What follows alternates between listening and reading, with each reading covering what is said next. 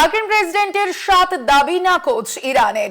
Hormuz থেকে uranium হস্তান্তর নিয়ে দাবি অস্বীকার। হরমুজে জাহাজ চলাচল নিয়ন্ত্রণ করবে ইরানি দাবি করা হয়েছে ইতিমধ্যেই তেহরানের তরফ থেকে। আমরা কথা বলবো এ নিয়ে আমাদের সঙ্গে এই মুহূর্তে ফোন লাইনে রয়েছেন আমাদের কলকাতা টিভির মুখ্য রাজনৈতিক বিশ্লেষক জয়ন্ত ঘোষাল।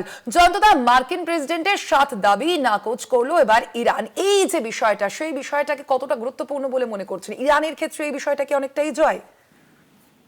আসলে ট্রাম্পের বক্তব্য বা দাবি অনেক সময় কিন্তু পরিস্থিতিকে আরো জটিল করে দিচ্ছে স্বর্ণালী।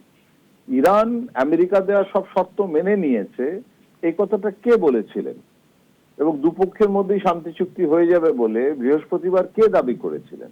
যিনি করেছিলেন তার নাম হচ্ছে ডোনাল্ড ট্রাম্প।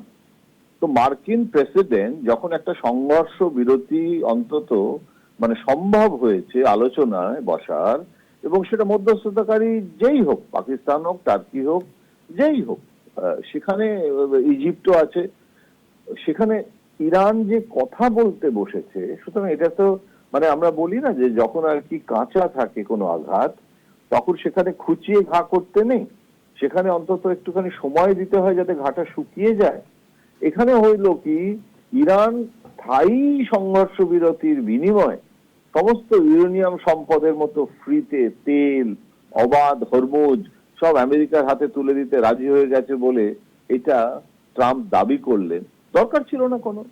এটাতে সাময়িকভাবে হয়তো শেয়ার বাজারে একটা ভালো প্রভাব পড়ে এবং শেয়ার মার্কেটটা হয়তো একটু উত্থিত হয়, কিন্তু উনি ব্যবসায়ী লোক, সেটা যদি ওনার ট্রাম্পের উদ্দেশ্য হয় তাহলে আমি দুঃখিত। এটা কোনো একটা মার্কিন প্রেসিডেন্ট সুলভ তো বক্তব্য নয়। 24 ঘন্টা পেরোয়নি ট্রাম্পের এই বক্তব্যের দাবি যে ইরান মেনে নিয়েছে, সেইটা ট্রাম্পকে তীব্র কটাক্ষ করে তেহরান কি জানিয়ে দিল?